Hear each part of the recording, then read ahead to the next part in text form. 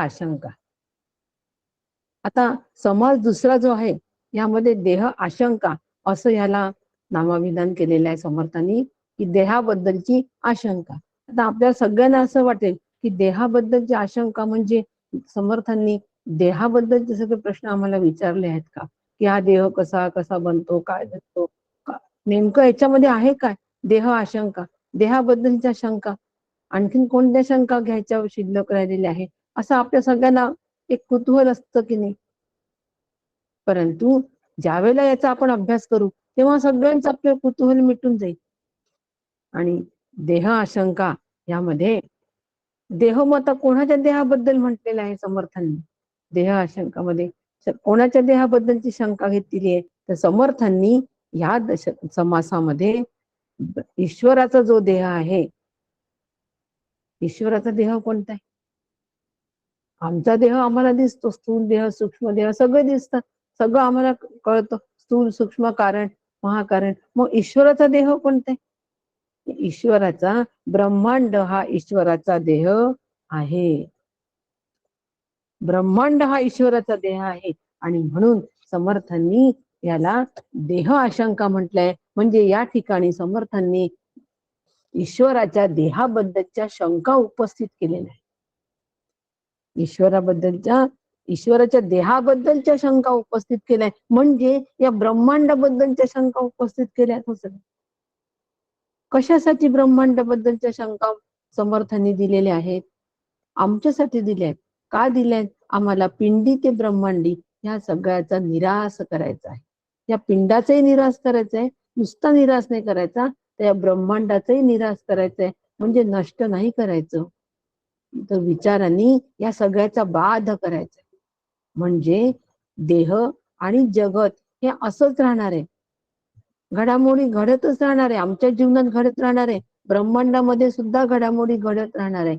परंतु या घडामोडींपासून मी अलिप्त असेल, या घडामोडीपासून मी अलिप्त असेल, त्या घडामोडींचा माझ्या अंतःकरणावर काहीही परिणाम होणार नाही.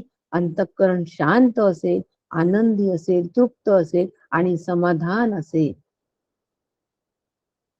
अशा पद्धतीचा अंतःकरण जेव्हा ही स्थिती अंतःकरणाची येईल, त्यासाठी या स्थितीसाठी या पिंडाचा आणि ब्रह्मांडाचा सुद्धा आम्हाला निराश करायचा आहे.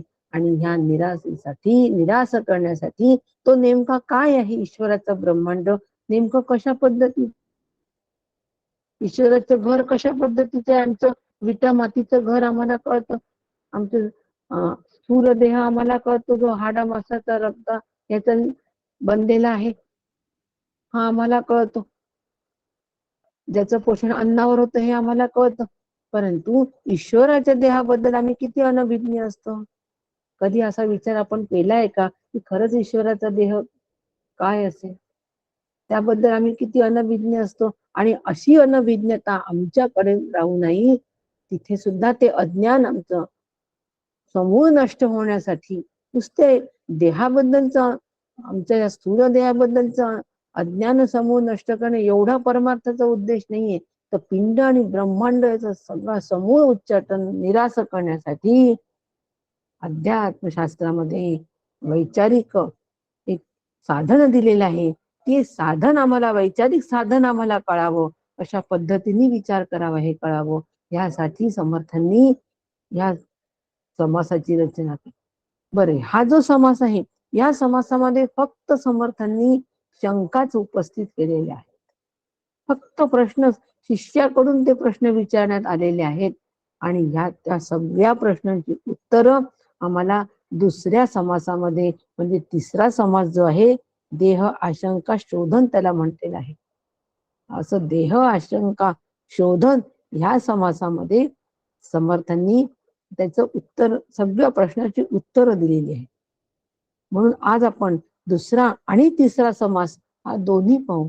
अतिशय लहान लहान समास आहेत, अगदी 21 ओव्यांचे समास आहेत हे. हा दुसरा 25 आहे, तिसरा अगदीच 21 ओव्यांचा समास आहे. परंतु हा असं जरी असलं तरी याच्यामधला तो विचार जो आहे हा एकच विचार प्रामुख्याने जर आम्ही समजून घेतला तर आम्हाला या 45 ओव्या ह्या आम्हाला एक विचार देऊन जाईल, आमच्या साधनेला एक गती देऊन जाईल. म्हणून देह आशंका निरूपण यामधली ज्या वेळेला आम्ही एक एक ओवी वाचू त्यावेळेला कळेल की याच्यात तर काहीच नाही, याच्यात तर काहीच नाही असं आम्हाला वाटेल. परंतु आम्हाला याचा कशासाठी अभ्यास करायचा आहे हे जर एकदा लक्षात आलं ना, तर मग याच्यात काहीच नाही असं आपल्याला वाटणार.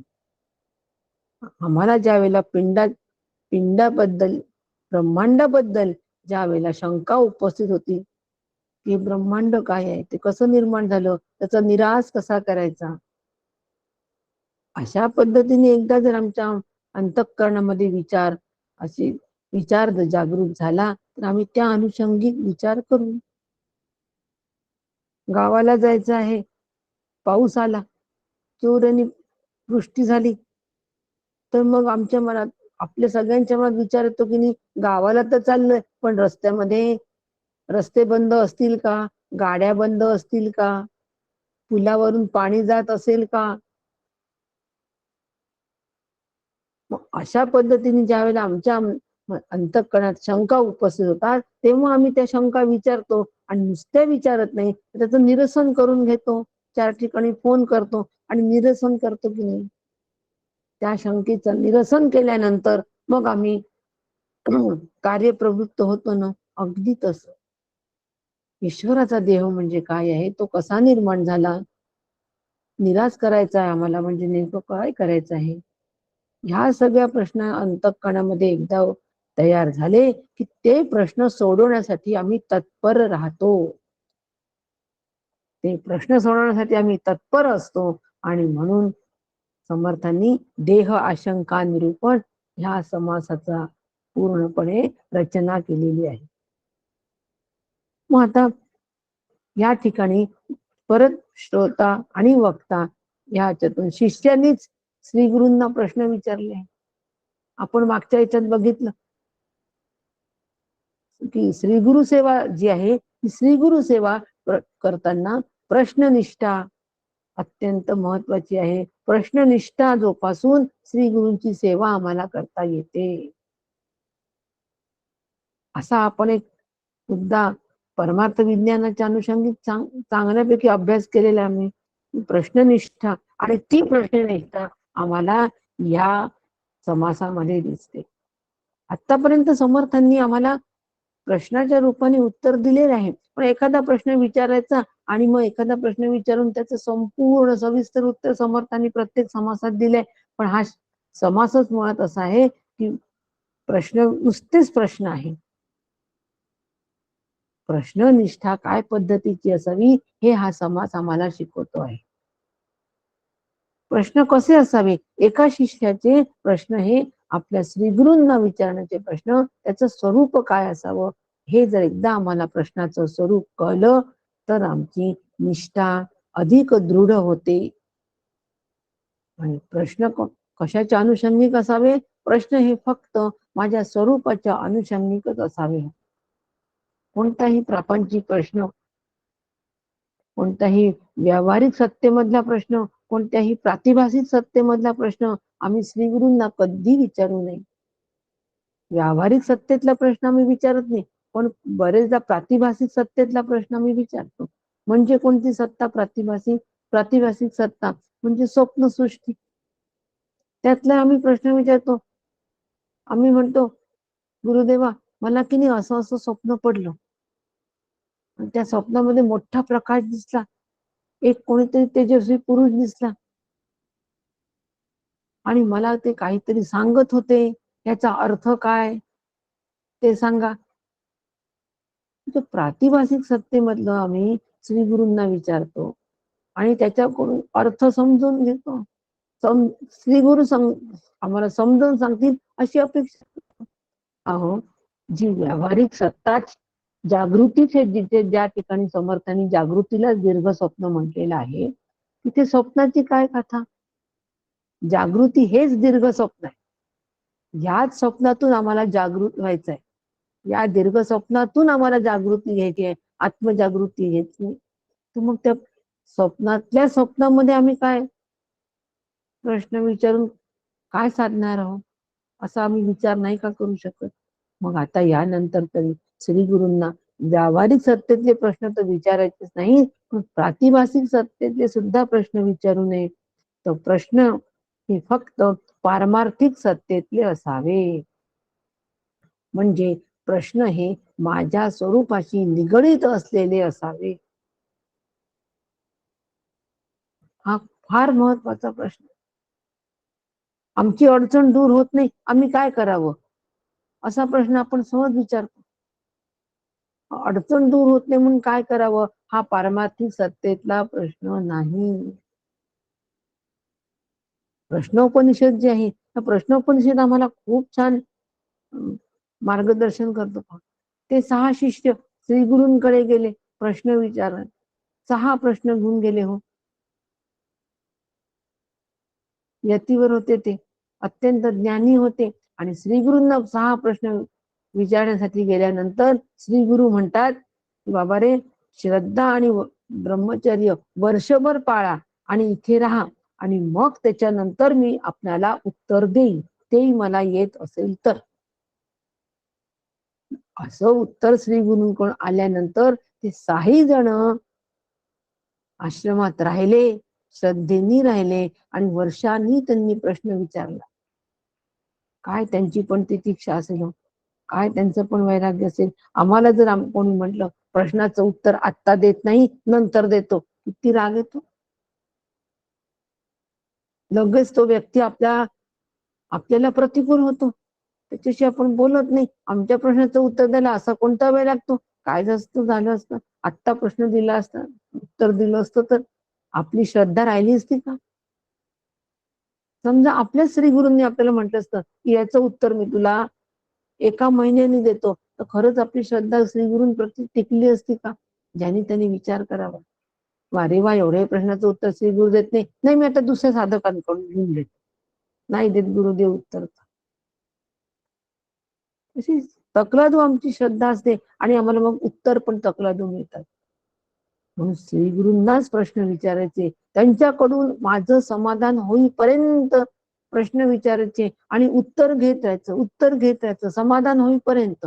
असा नाही विचार करायचा मी त्यांना कसा प्रश्न विचारू, ते खूप बिझी असतात, अतिशय व्यस्त असतात, त्यांना प्रश्न विचारण्यामध्ये आम्हाला कमीपणा वाटतो, आम्ही कमी अशी भावना आमच्यामध्ये असते. आम्हाला कमीपणा नाही वाटत, आम्ही खूप कमी आहो, आमचा काहीच अभ्यास नाही, चुकलं तर. अरे मी तर म्हणते श्री गुरूंनाच प्रश्न विचारा, आणि चुकलं तर चुकलं, चूक दुरुस्त करायला ते आहेत. ते सांगतात की ह्या प्रश्नाचा तुमचा जी मांडणी आहे ही चूक आहे, तर मला करेक्ट मांडणी कळते, करेक्ट कन्सेप्ट होतो. म्हणून प्रश्नोपनिषद आम्हाला अतिशय मदत करतो की एक जे जाणिले असता सर्वज्ञ होय तो ज्ञाता. काय प्रश्न विचारलाय का? मुंडक उपनिषदामध्ये सुद्धा हा प्रश्न विचारलेला आहे. मुंडक उपनिषद मध्ये प्रश्न विचारलाय, एक जे जाणिले असता सर्वज्ञ होय तो ज्ञाता, ऐसी सज्जनी वंदता कैसी असे. एक जाणले असता सगळं जाणल्यासारखं होतं असं म्हणतं, तर मग ते एक काय आहे गुरुदेवा, ते तुम्ही मला समजावून सांगा. ते एक काय आहे हे तुम्ही मला समजावून सांगा, असं कोण म्हणतंय? असं शिष्य श्री गुरूंना म्हणतात आहे. याला म्हणतात प्रश्न, याला म्हणतात प्रश्ननिष्ठा. ही प्रश्ननिष्ठा जोपर्यंत आमच्यात तयार होत नाही, तोपर्यंत आम्हाला उत्तरही मिळत नाही, आणि आम्ही समोर पण जात नाही. अशी ही प्रश्ननिष्ठा असते. आणि ही निष्ठा तयार व्हावी हे आम्हाला हा समास समजून सांगतोय. कठीण प्रश्न आहे, एक एक ओवी ज्यावेळेला वाचाल तेव्हा लक्षात येईल केवढा कठीण समास आहे हो हा. पद्धतीचे किती कठीण प्रश्न मांडले आहेत. 11 प्रश्न मांडले त्यांनी, 11 प्रश्न. कठीण कठीण प्रश्न. जाऊ दे बाबा, तो समास नको, ते प्रश्न नको, आणि काहीच नको. आमचे गुरुदेव तर अतिशय सोपं सांगतात. ईशावासी इदम सर्व, सगळं सोपं सांगितलंय, परंतु प्रश्न विचारला जाणं कस्य विधम. विचारलाच की नाही प्रश्न उपनिषदांनी आम्हाला, मग आम्ही त्या प्रश्नाचा विचार करतो का कधी? अरे बाबा, जे तू धन तुझ्या मालकीचं नाही, जे तू भोगतो आहेस, परमेश्वराने तुला जे दिलंय त्याचा तू भोग घे.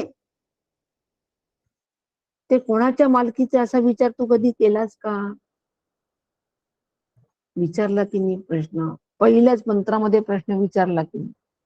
आता त्या पहिल्या प्रश्नावर, त्या मंत्राच्या त्या प्रश्नावर आम्ही अढळ राहायचं, पूर्ण निष्ठा ठेवायची आणि विचार केला का, मंत्र संपल्यानंतर विचार केला का की खरंच जे माझ्या प्रारब्धाने मला आलेलं आहे, मिळालेलं आहे, ज्याचा मी भोग घेतो आहे, उपभोग घेतो आहे, ते कोणाच्या मालकीचं आहे? असा विचार जर आमच्या मनात प्रत्येक वेळेला येत असेल, प्रत्येक भोगाच्या वेळेला जर हा विचार येत असेल, हे कोणाच्या मालकीचं आहे, आणि उत्तर मिळत असेल की हे ईश्वराच्या मालकीचं आहे, तर आम्ही तो भोग ओरबाडून घेऊ का, लुबाडून घेऊ का?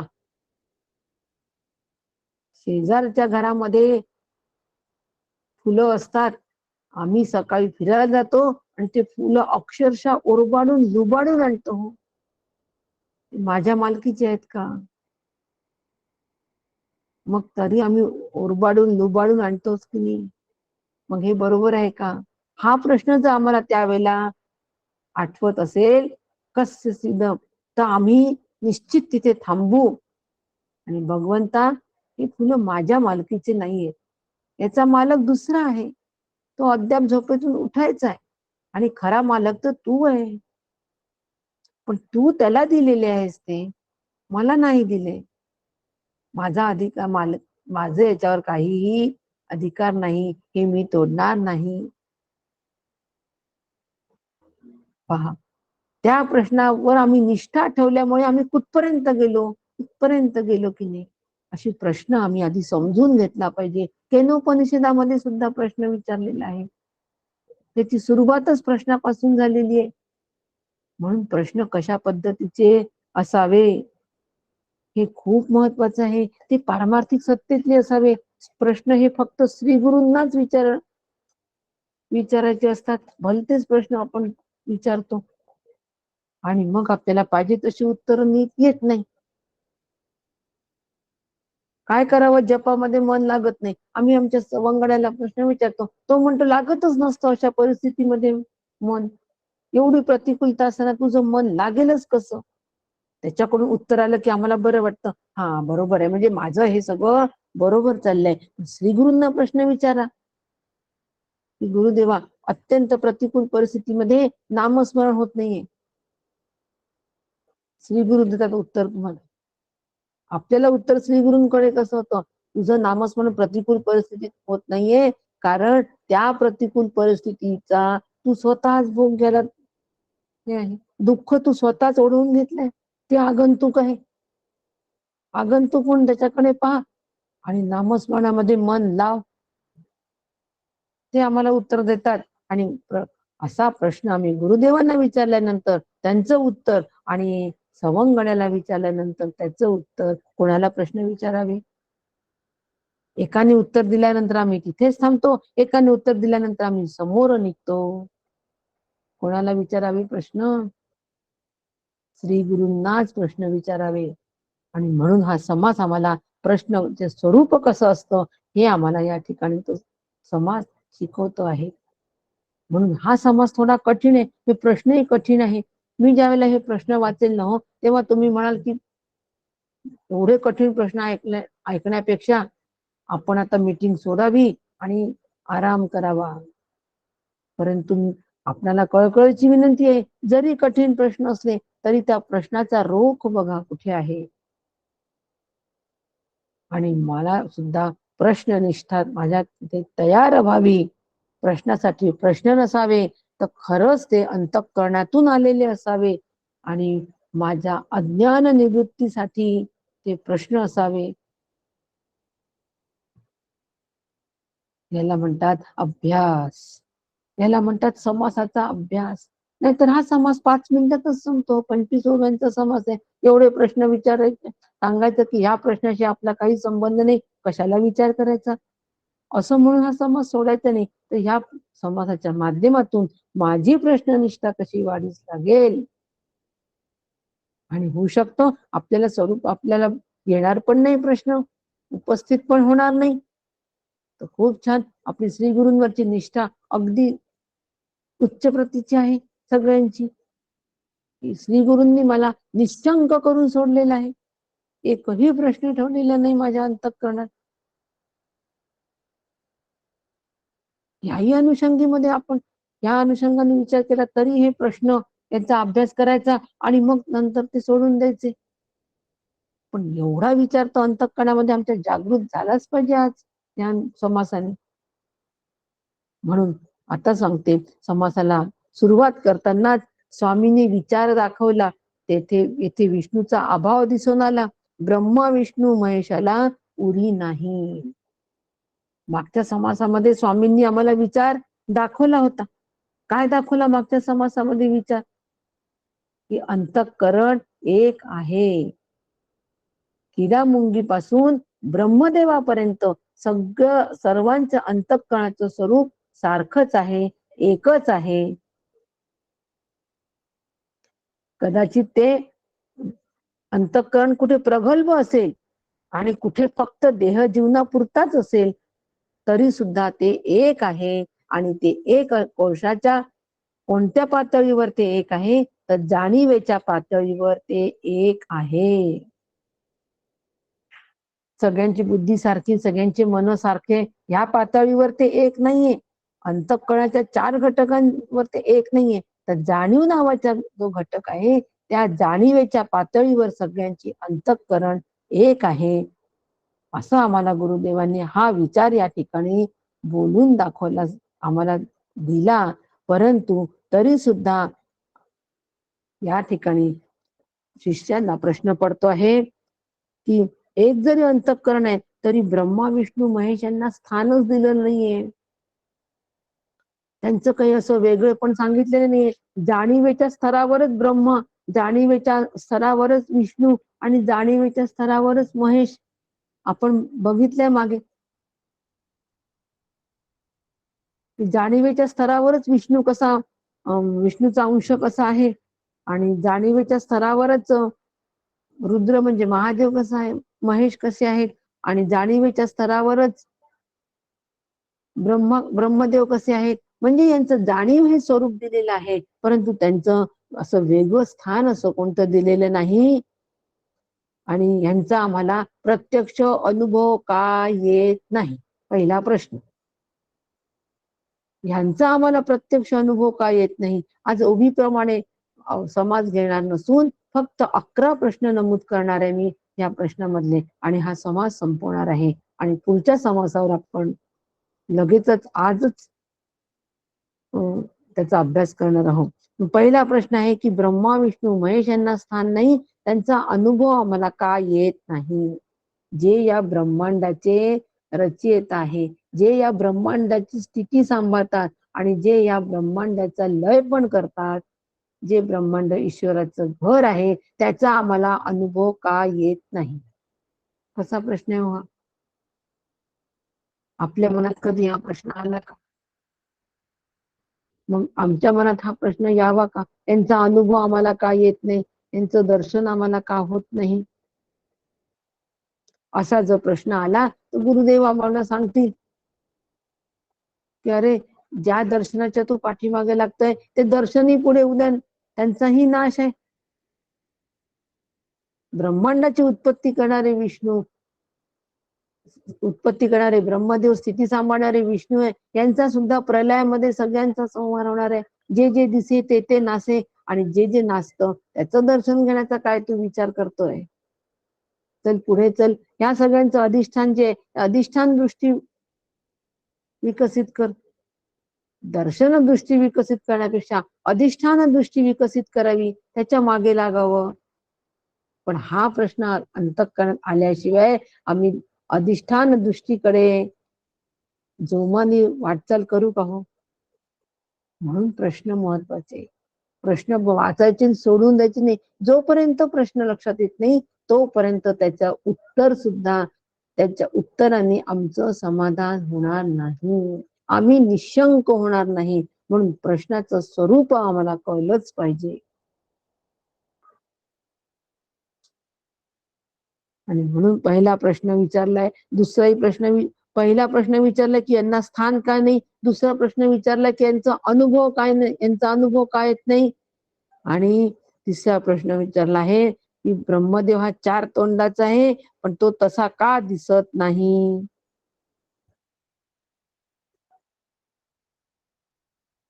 विष्णूला 4 हात आहे याच्यावरच आम्ही विश्वास ठेवावा का, की आम्हाला याचं दर्शन होणार आहे. सगुण दर्शनाची पहा किती या जीवाला ओढ असते हो. नाहीच, विश्वास नाही राहत आपल्या श्रीगुरूंवर सुद्धा विश्वास नसतो.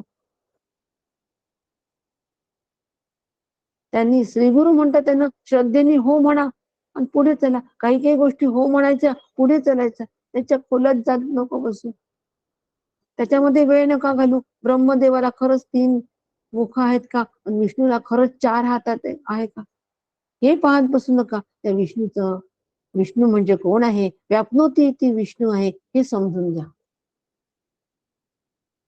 ब्रह्मदेव कोण आहेत, ब्रह्मदेवाचं अधिष्ठान काय आहे हे समजून घ्या. असं न करता आम्ही उगीच प्रश्नावर प्रश्न विचारतो आणि तीच अवस्था इथे या शिष्याची झालेली आहे. प्रश्न विचारतात ते शिष्य की मूळ मायेला कोण जन्माला घातलं, ही मूळ माया म्हणजे काय आहे. आता हा प्रश्न जर आम्ही एखाद्या शास्त्री पंडिताला विचारला किंवा सांप्रदायिकांना प्रश्न विचारला तर ते आमच्यावर ते अगदी आकांड तांडव करतात. हा काय प्रश्न आहे का, असं काही प्रश्न असतो का, कारण त्यांना ते माहीतच नसतं. त्यांना ते माहीत नसल्यामुळे ते आकांड तांडव करतात आणि आम्हालाच वेड्यात काढतात. म्हणून प्रश्न श्री गुरूंना विचारावे.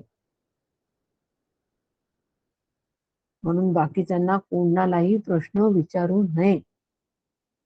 श्री गुरूंनी जर निर्देशित केलेले असेल साधकाला की ह्या साधकाला तुम्ही प्रश्न विचारा, तर त्यांना विचारावे.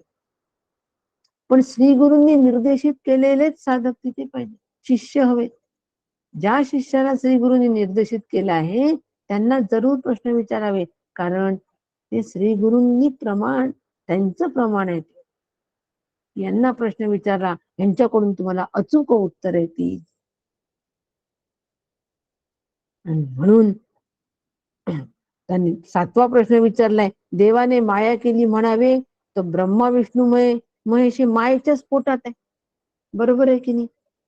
ही सगळी जी माया आहे या माईक जगतामध्ये आम्ही जे राहतो आहे त्याचा आम्ही रोज अनुभव घेतोय. कशी आहे ही माया, अघटित घटना पटीयसी. जे अघटित आहे, जे कधी घडलंच नाही, ते घडलं असं दाखवण्यात जी पटाईत आहे.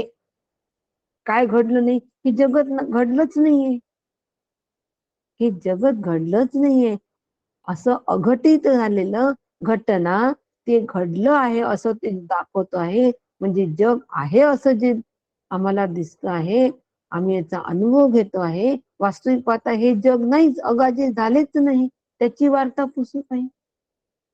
पण ते आहे हे दाखवण्यात पटाईत असणारी जी माया आहे की नाही, तर ही माया देवाने माया केली असं जर म्हणावं, या मायेची निर्मिती भगवंताने देवानीच केली म्हणावं, तर देवच तर तिच्या पोटामध्ये आहे.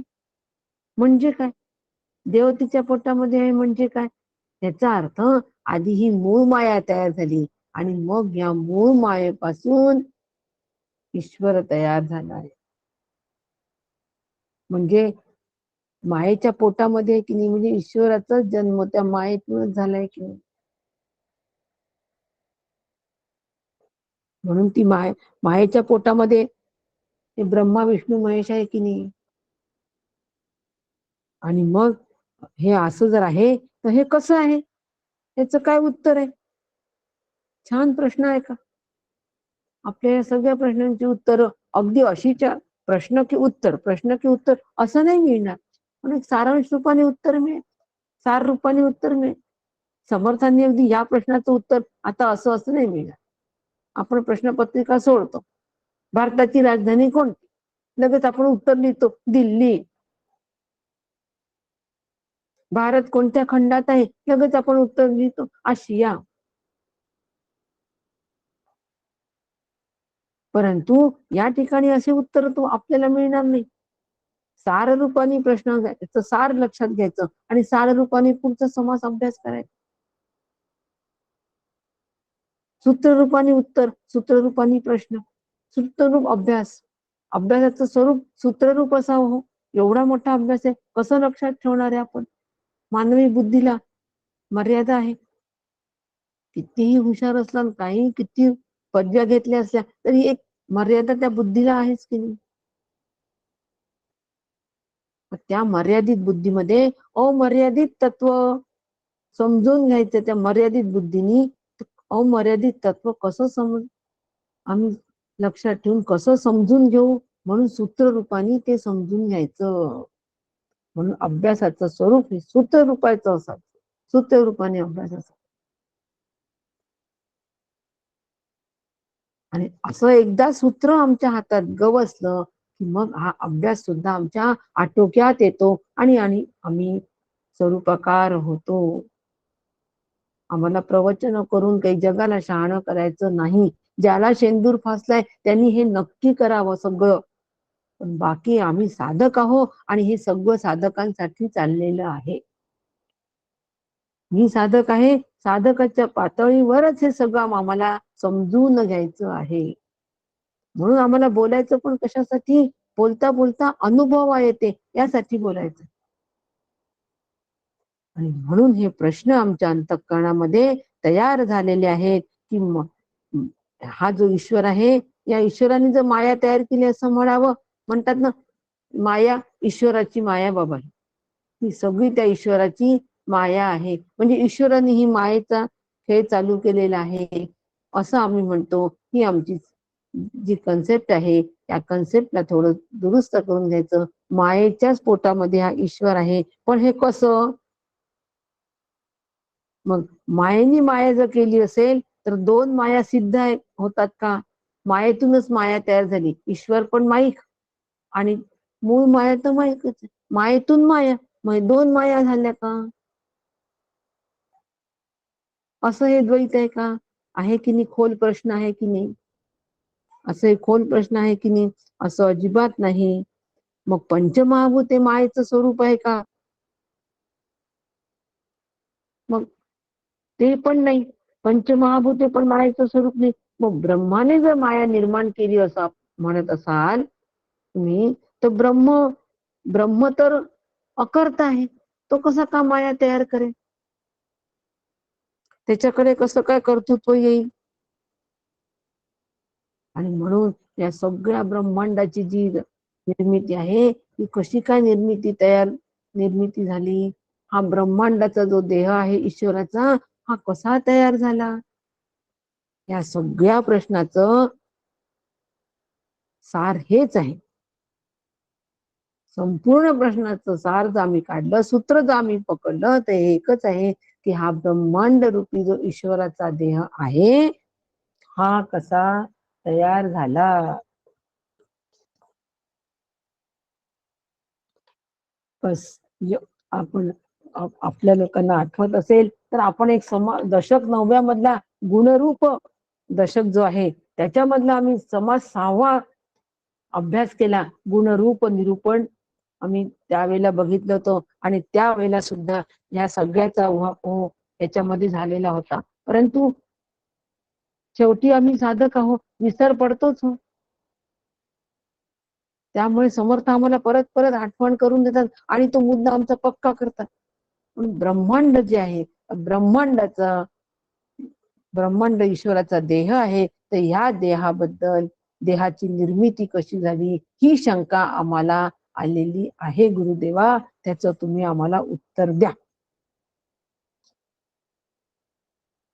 आणि म्हणून या सगळ्या हे जे सगळे प्रश्न आहेत, हे सगळे प्रश्न या समाज दुसऱ्यामध्ये पूर्णपणे आलेले आहेत. आणि असे समर्थांनी म्हणून ह्या समासाला पूर्णपणे पूर्व पक्ष असं म्हटलेलं आहे.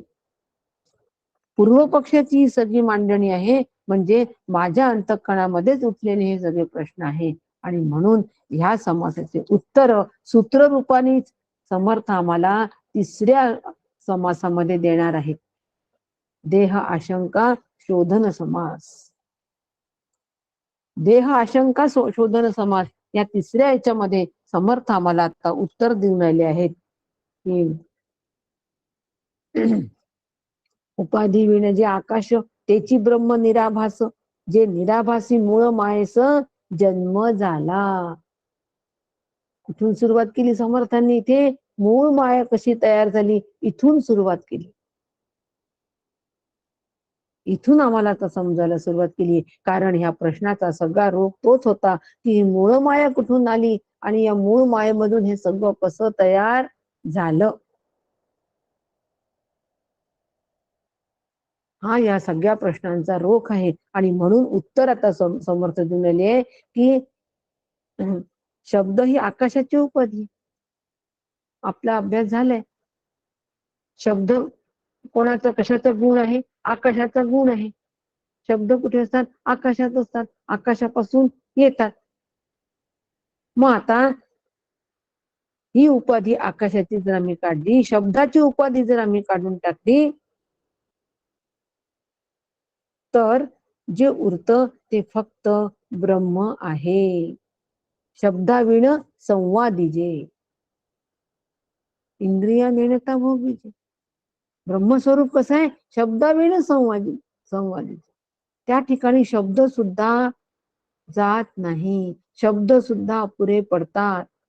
शब्दाच्या पलीकडे आहे. शब्द हे शेवटचं प्रमाण जरी आहे तरी पण शब्दाला सोडूनच आम्हाला ब्रह्मस्वरूपाला प्राप्त व्हावं लागेल. ते समजून घ्यावं लागेल.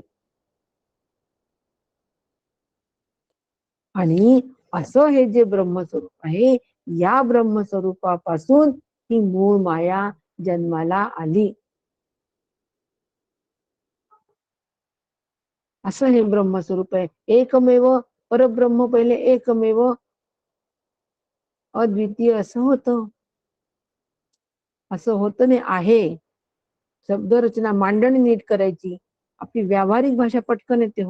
होतं, नव्हतं, जातं, येतं, वर, खाली, जवळ, दूर. व्यावहारिक शब्द आहे. सगळे व्यावहारिक परवली मधले भाषा ही.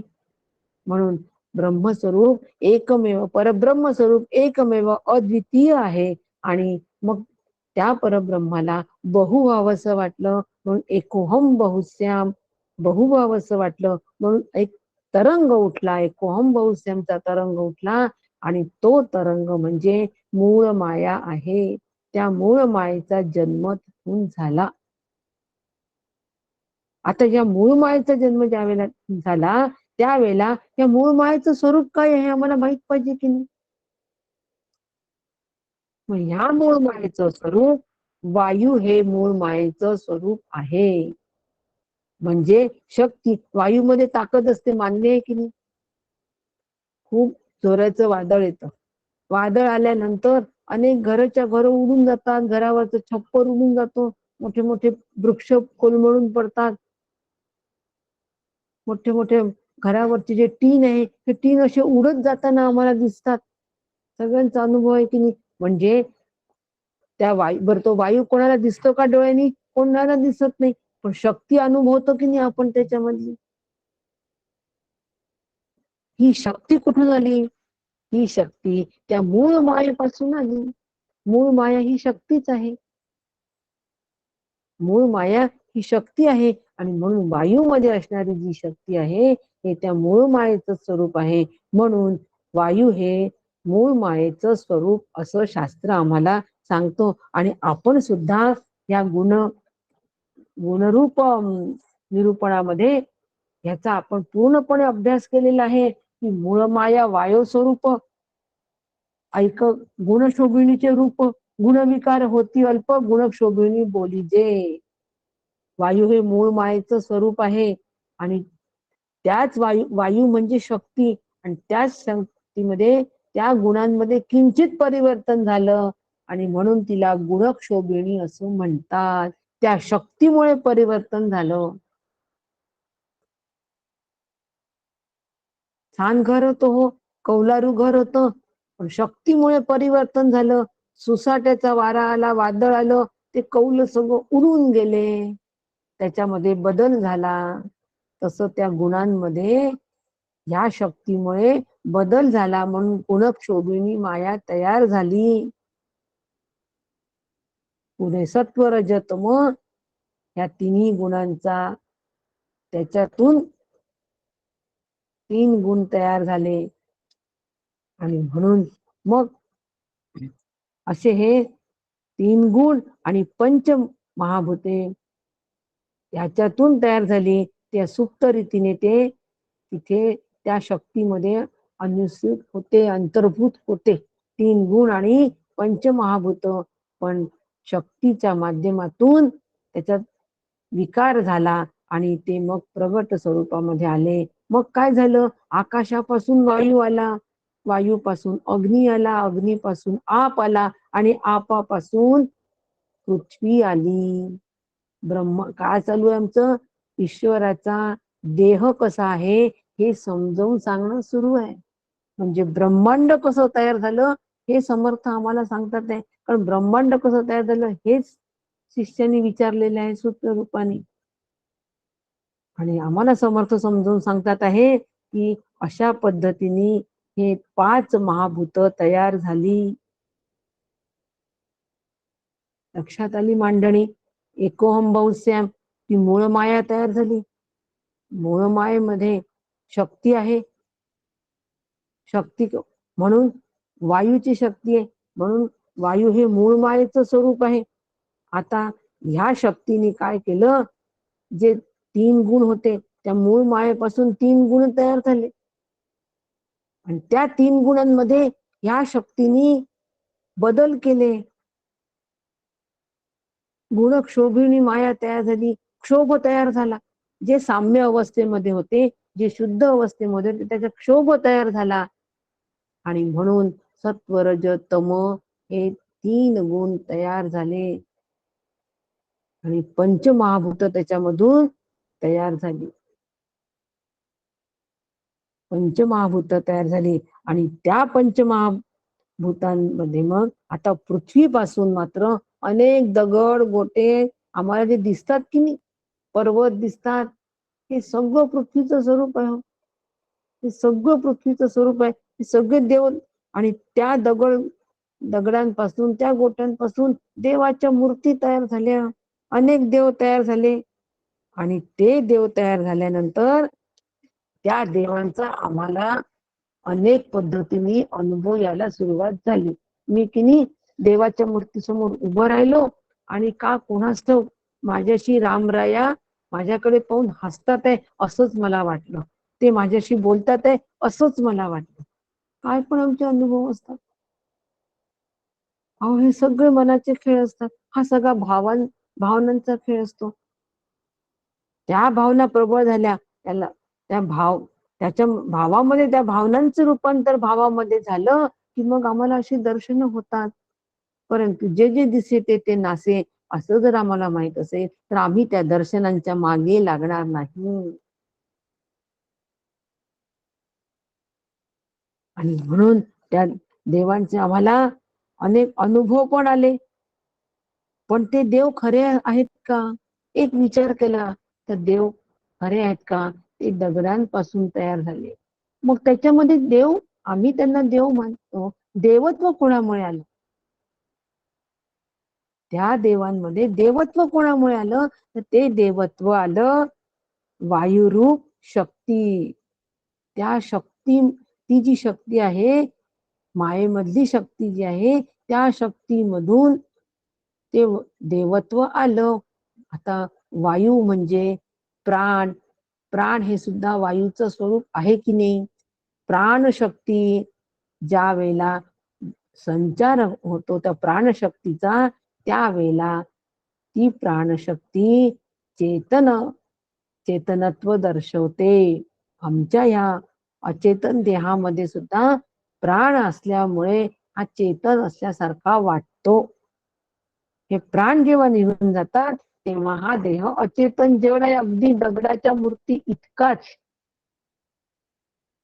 दगडाच्या मूर्ती इतकाच आमचा हा देह अचेतन जड आहे आणि तो चेतन असल्यासारखा वाटतो. हा देह जेवढा चेतन असल्यासारखा वाटतो तितकीच चेतन दगडाची मूर्ती पण आहे, पण केव्हा? प्राण प्रतिष्ठा केल्यानंतर. घ्या हो, मंदिरामधल्या मूर्ती आल्या त्यांच्यामध्ये प्राण प्रतिष्ठा करा, म्हणजे त्यांच्यामध्ये ती प्राणरूप शक्ती मंत्रांनी तिथे स्थापित करा. आता त्या मूर्ती राहिल्या नसून त्या चेतन स्वरूप त्या मला बघता आलं पाहिजे. ते रामराया सगुण रूपी असलेला राम हा चेतन आहे, त्याचं अधिष्ठान चेतन आहे, कारण त्याच्यामध्ये चैतन्य आहे. ते चैतन्य माझ्यातलं चैतन्य हे एक आहे. तो मी आहे. चिंतन याला म्हणतात, चिंतन याला म्हणतात अभ्यास. आणि म्हणून त्या हे जे देव आहेत, ह्या देवांमध्ये जेव्हा प्राणप्रतिष्ठा आम्ही करतो तेव्हा त्यांच्यामध्ये देवत्व येतं. देवत्व कोणामुळे आलं? त्या मायेचं जे वायू स्वरूप आहे, जे शक्तिरूप ती माया आहे, म्हणजे प्राण जे आहे, प्राण प्रतिष्ठा झाल्यानंतर देवत्व आलं. प्राण हे वायूचं स्वरूप आहे. 5 प्राण हे वायूचं स्वरूप आहे. आणि वायू म्हणजे शक्ती, आणि शक्ती हे मायेचं स्वरूप आहे. असं वायूचा संबंध लावा बरं का. तर वायू म्हणजे माया कशी काय, असं जर एकदम करा. वायू म्हणजे शक्ती, वायूमध्ये ताकद असते की शक्ती असते, आणि शक्ती हे मायेचं स्वरूप आहे. कारण तिच्यात तेवढी अचाट शक्ती असल्यामुळे पुढचं ब्रह्मांड पूर्णपणे तयार झालं. नसती तर काहीच झालं नसतं. ती जर दुबळी असती तर काहीच झालं नसतं. माझ्या अंगामध्ये ताकद आहे म्हणूनच मी कार्य करू शकतो की नाही. नसतं तर काही केलं असतं का? शब्दांमध्ये ताकद आहे, शब्दांमध्ये ती शक्ती असल्यामुळे ते शब्द प्रभावी ठरतात की नाही. नाहीतर ते शब्द प्रभावी ठरले नसतील, ठरतच नाही. अशी ही शक्ती म्हणजे वायू शक्ती रूप आहे. शक्ती हे मायेचं रूप आहे, म्हणून वायू हा मायेचं स्वरूप आहे. आणि यालाच ही जी माया आहे त्या मायेनेच जीवसृष्टी पण तयार केली, आणि जीवसृष्टी तयार करून पुढचा सगळा ब्रह्मांडाचा जो पसार आहे तो तयार झाला. म्हणून हे जे आमचं वृत्ती ज्ञान जे आहे, आम्हाला जे ज्ञान होतं, वृत्तीचं ज्ञान होतं, हे सुद्धा वायूमुळेच होतं, म्हणजे शक्तीमुळेच होतं. म्हणजे प्राण शक्ती आमच्यामध्ये कार्यरत असते म्हणून ह्या वृत्ती उठतात.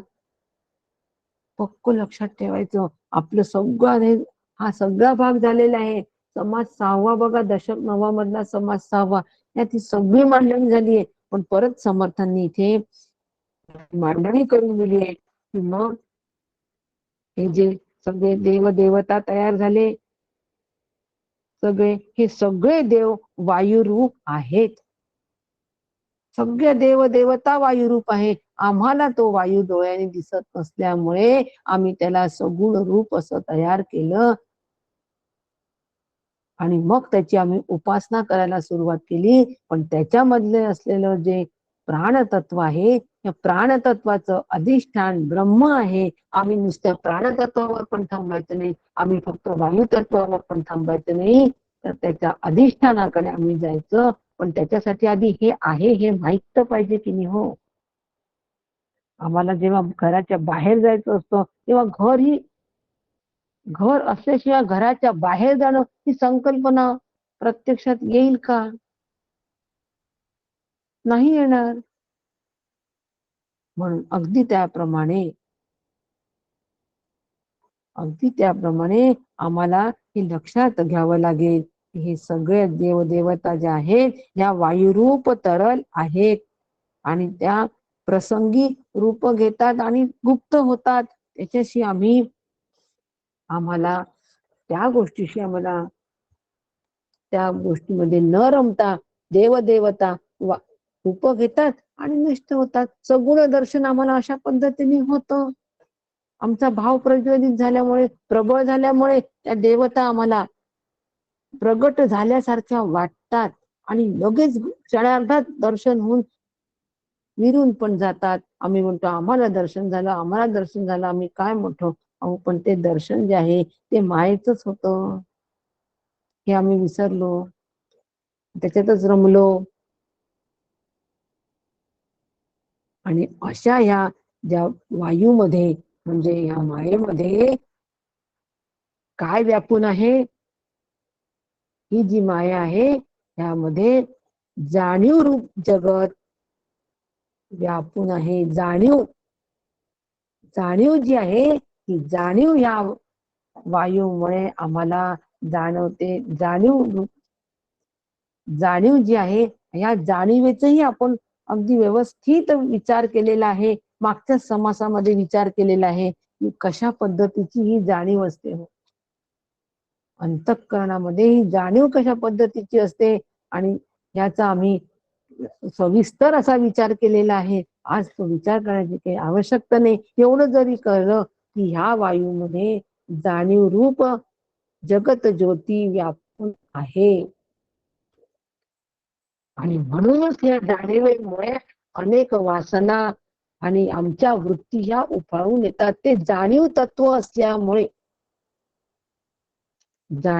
असल्यामुळे अनेक वृत्ती उफाळून येतात.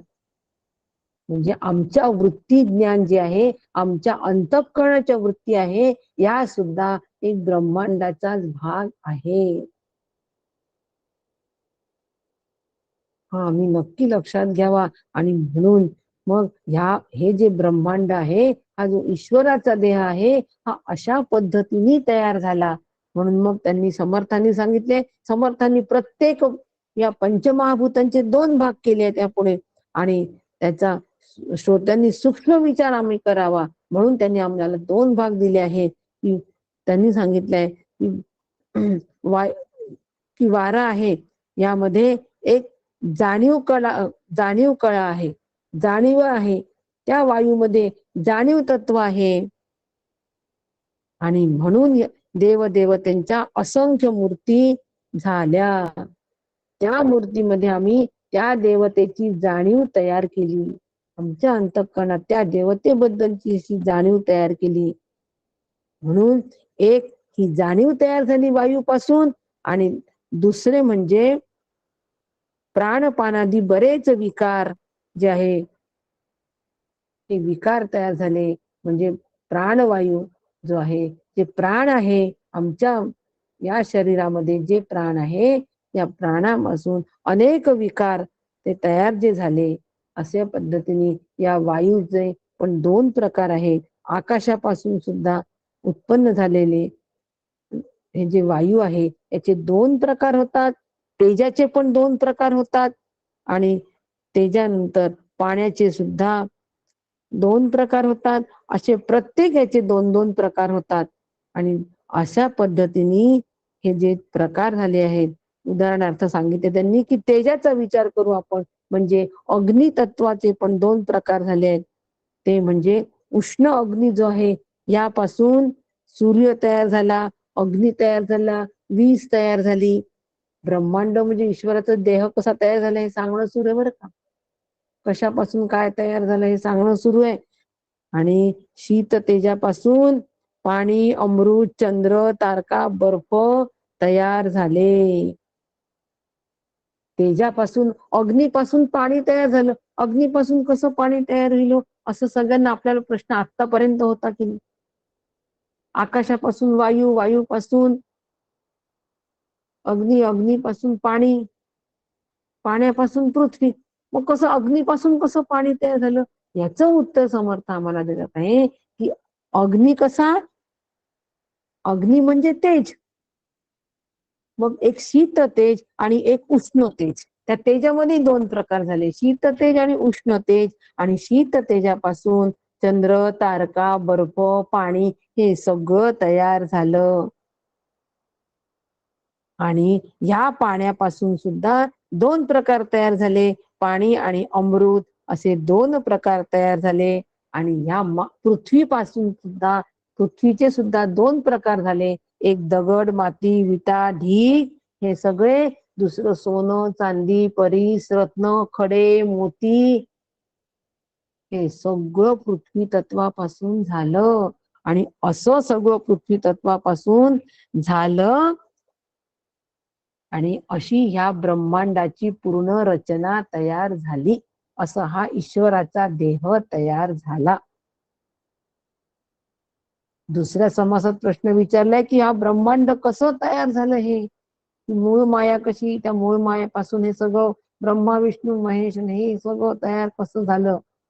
म्हणजे थोडक्यात ईश्वराचा ब्रह्मांड हा देह कसा तयार झाला हा प्रश्नाचा रोख होता. आणि ह्या प्रश्नाच्या उत्तराला समर्थांनी या प्रश्नाचं उत्तर समास तिसऱ्यामध्ये दिलेलं आहे. अशा पद्धतीने हे ब्रह्मांड तयार झालं. आता या ब्रह्मांड तयार झालं असं एकदा आम्हाला नीट याची रचना कळली की आम्ही याच्या मागे लागू का हो, याच्यामध्ये रमू का? अजिबात रमणार नाही.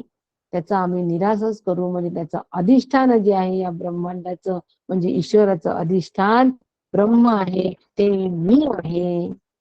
हे एकदा इथपर्यंत आम्ही गेलो म्हणजे आमचं काम झालं, आमचा अभ्यास झाला, झाले साधनाचे फळ, संसार झाला सुफळ. आणि म्हणून आता समर्थ आम्हाला पुढच्या समासामध्ये सांगतात आहे की हा मनुष्य प्राणी कुठून आला. हा महत्वाचा तो प्रश्न राहूनच गेला. ब्रह्मांड पाहिलं आम्ही सगळं, पिंड कुठे पाहिला. म्हणून हा पिंड कसा तयार झाला याचं उत्तर पुढील समासात म्हणजे चौथ्या समासात दिलेलं आहे. ते आम्ही पुढच्या वर्गामध्ये नक्की पाहू. ही तिसरी दासबोधे गुरु शिष्य संवादे देह आशंक शोधन नाम समास तिसरा गुरु शिष्य संवादात्मक श्री दासबोध या ग्रंथातील देह आशंक शोधन नावाचा तिसरा समाप्त. जय जय रघुवीर समर्थ. राम कृष्ण हरी. रामकृष्ण हरी. हाँ स्वाति ते राम कृष्ण हरी.